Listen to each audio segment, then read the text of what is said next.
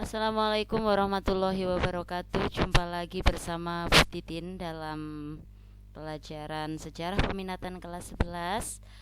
Hari ini kita akan membahas tentang revolusi Cina atau revolusi Tiongkok ya. Oke, kita langsung simak saja. Revolusi Tiongkok atau Cina ini dilatar belakangi oleh kekalahan Tiongkok dalam perang melawan Inggris dalam perang Candu. Ini perang Candu 1 nih, tahun 1839 sampai 1842, sehingga membuat martabat bangsa Cina, bangsa Tionghoa turun di dunia internasional dan dinasti Manchu berada di bawah kendali penguasa asing. Oke, kita lihat detailnya. Nah, ini masih latar belakang. Jadi di Cina itu pada waktu dikuasai dinasti Manchu. Dinasti Manchu ini dinasti dari luar Cina gitu sebenarnya. Dia membawa kemajuan Cina, tapi akhirnya dia juga yang membawa kebobrokan Cina gitu ya. Jadi yang pertama, latar belakang yang pertama adalah perang Candu. Nah, apa sih perang Candu itu gitu. Jadi perang Candu ini perang apa ya? Perdagangan opium. Opium itu apa sih, Bu? Opium itu sejenis tanaman gitu, tapi dia bersifat adiktif. Jadi semacam narkoba lah kalau kita bilang gitu, mirip-mirip ganja gitulah ya, tapi dia kayaknya bunga gitu. Nah, jadi Inggris itu menyelundupkan opium-opium ini ke Cina, gitu ya.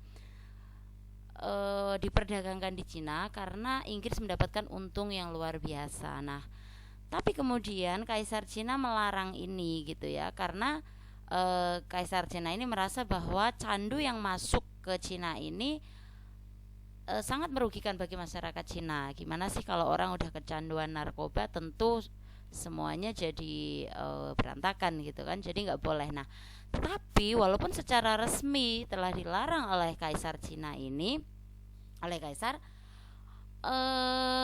Inggris tetap menyelundupkan secara diam-diam gitu ya, tanpa melalui bea cukai, sehingga Kaisar Cina marah, kemudian membuang sekitar 2000 peti opium-opium itu, dan akhirnya ya terjadilah perang gitu ya. Inggris nggak terima, menuntut ganti rugi dan sebagainya, terjadilah perang. Nah, perang ini tentunya dimenangkan oleh Inggris gitu ya, sehingga Kaisar Cina ini, dinasti Manchu itu martabatnya runtuh di mata masyarakat ya, karena kalah dari Inggris. Kemudian terjadi perang Candu 2. Nah, perang Candu 2 ini jadi Inggris dan kawan-kawan yang lain seperti Prancis, Amerika gitu ya. Dia juga ingin ingin meluaskan kekuasaannya di Cina, semakin meluaskan kekuasaannya dengan perdagangan candu ini, dan lagi-lagi dinasti Manchu kalah. Nah, kemudian perang Cina Jepang ya, perang Cina Jepang. Jadi Cina ini pernah perang dengan Jepang, ini berkaitan dengan wilayah di Korea gitu ya. Jadi wilayah di Korea ini dianggap kekuasaan Jepang, tapi Cina kemudian membantu rakyat Korea, sehingga nanti perang lah Cina sama Jepang, dan Cina kalah lagi gitu. Jadi masyarakat ini kayak sudah nggak percaya sama dinasti Manchu ini gitu ya, nih, sehingga rakyat lemah ya, kok lemah, lenyap kepercayaannya terhadap dinasti Manchu gitu ya. Dan dinasti Manchu ini juga terkenal hidupnya berfoya-foya gitu ya, sedangkan rakyatnya menderita. Nah, kemudian selain itu muncul kaum intelektual Cina, kaum-kaum yang berpendidikan di Cina, seperti ajaran Sun Yat-sen. Dr. Sun Yat-sen ini nanti mengajarkan San Min Chui. Ini merupakan pelopor gerakan nasionalisme di Cina gitu ya. Nanti yang mempelopori Sun Yat-sen ini gitu. Nah, kemudian puncaknya adalah revolusi Wuchang ya. Jadi revolusi Cina, revolusi Tiongkok ini disebut juga dengan revolusi Wuchang ya. Oke, next kita ke jalannya revolusi. Nah, jadi setelah tadi ya keadaan Cina seperti itu, Cina sudah kehilangan martabatnya, kemudian didominasi oleh orang-orang asing masuk, terjadi beberapa pemberontakan dari rakyat. Nah, puncaknya adalah ini Wu Changdai atau Double Tendai. Pada 10 Oktober 1911 terjadi revolusi di Wuchang atau disebut dengan Wu Changdai. Double Tendai ini 10 Oktober 10-10 ya, Double Tendai. Nah, ini tanggal ini 10 Oktober ini nanti dijadikan hari kemerdekaan Cina karena berhasil menggulingkan kekuasaan dari dinasti Manchu di bawah pimpinan Li Yuanhong ya. Next. Nah, ini yang tadi Ibu katakan, dan Dr. Sun Yat-sen ini dari kalangan intelektual ya, tokoh nasionalisme di Tiongkok. Dia ingin Tiongkok itu bersatu gitu ya, jadi negara yang utuh, nggak ada kan, jadi nanti itu ada terbagi, ada Cina yang di utara, Cina selatan. Jadi yang Wu Changdai ini yang berhasil direvolusi pada masa Wu Changdai ini Cina selatan, sedangkan utara tuh masih dikuasai oleh kekaisaran gitu ya. Nah, ini Sun Yat-sen ajarannya adalah San Min Cui. Apa sih artinya San Min Cui? San, nasionalisme, dia pengen Cina tuh satu. Min, demokrasi. Demokrasi itu pemerintahan dari rakyat, oleh rakyat untuk rakyat. Jadi bukan kaisar, nanti dia pengennya republik. Cui artinya sosialisme. Sosialisme tuh ya sama rata sama rasa gitu ya. Nggak ada kesenjangan antara yang kaya dan yang miskin dan sebagainya. Oke, next. Nah, jalannya revolusi ya. Jadi setelah Perang Dunia II selesai, nanti perang saudara di Cina itu antara kaum nasionalis dan kaum komunis mulai berkobar. Jadi di Cina tuh kan ada dua paham gitu. Yang satu tuh nasionalis, yang satu komunis. Komunis itu yang radikal. Nah, ini Chiang Kai-shek nasionalis, kalau Mao Zedong tuh komunis. Nah, sekarang kita lihat urut-urutannya gitu ya. Jadi tadi kan Wu Changdai Double Tendai berhasil menggulingkan Manchu. Nah, tanggal 1 Januari 1912 Dr. Sun Yat-sen jadi presidennya ya.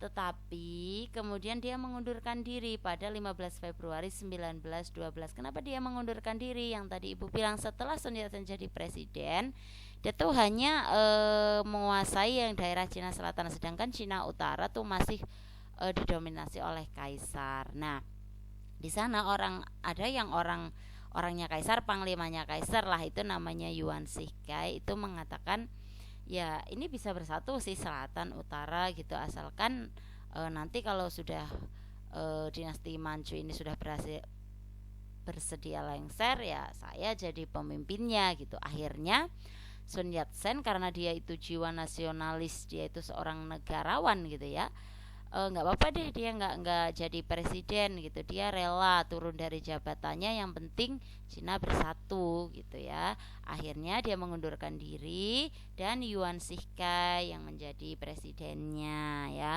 Tetapi nanti Yuan Shikai ini memerintah dengan diktator, padahal yang diharapkan Sun Yat-sen adalah dia menjadi pemimpin yang sesuai dengan ajarannya San Min Cui gitu. Tapi nanti dalam pemerintahannya menyimpang, dia jadi diktator gitu. Nah, Sun Yat-sen ini nanti mendirikan Partai Kuomintang ya, Partai Nasionalis. Nah, nanti ada lawannya juga partainya, yang satu Kuchantang ini yang komunis, kalau yang Sun Yat-sen Kuomintang. Nah, kemudian Yuan Shikai akhirnya meninggal di tahun 1916, lalu Sun Yat-sen jadi presiden lagi ya, setelah memimpin dengan dia itu punya partai Kuomintang. Nanti ada Chiang Kai-shek ini pengikut Sun Yat-sen. Nah, sebelum Chiang Kai-shek memerintah, Sun Yat-sen ini akhirnya meninggal di tahun 1925. Dia meninggal dengan cita-cita yang belum tercapai. Jadi Sun Yat-sen ini ingin Cina bersatu, tadi pecah lagi, yang satu haluan komunis, yang satu nasionalis ya. Jadi Sun Yat-sen udah keburu meninggal, Cina belum bersatu juga. Akhirnya diteruskanlah oleh Chiang Kai-shek. Chiang Kai-shek ini nasionalis ya, berpaham sama dengan Sun Yat-sen, San Min Cui. Nah, kemudian akhirnya Chiang Kai-shek memerintah lama, tetapi kemudian digantikan oleh Mao Zedong yang komunis. Akhirnya Chiang Kai-shek pergi ke Taiwan gitu. Akhirnya berarti Cina komunis. Nah, ini pengaruh revolusi Tiongkok bagi kehidupan manusia. Ajarannya ini ya, ini termasuk San Mincu tadi di dalamnya. Minsu nasionalisme, Minsuan demokrasi, Minseng sosialisme. Ajaran San Mincu memberikan ide-ide bagi negara-negara untuk bangkit menentang kolonialisme dan memberikan nasib menentukan nasib bangsa sendiri ke tangan rakyat. Jadi San Mincu demokrasi kan ini kebebasan gitu ya, bebas semuanya di tangan rakyat, tidak boleh terkekang nih. Menentang kolonialisme, orang yang di bawah kolonialisme, di bawah penjajahan, maka hidupnya akan terkekang gitu ya, dan memberikan nasib menentukan nasibnya sendiri di tangan rakyat sesuai dengan konsep ini, nasionalisme, demokrasi, sosialisme. Jadi negara-negara lain juga mengadopsi ajaran-ajaran dari Dr. Sun Yat-sen. Nah, itu selesai tentang revolusi Cina atau revolusi Tiongkok. Semoga kalian paham. Berarti bab revolusi dunia sudah selesai. Minggu depan kita ulangan. Jangan lupa belajar. Itu saja dari Ibu. Ada salah-salah kata mohon maaf. Wassalamualaikum warahmatullahi wabarakatuh.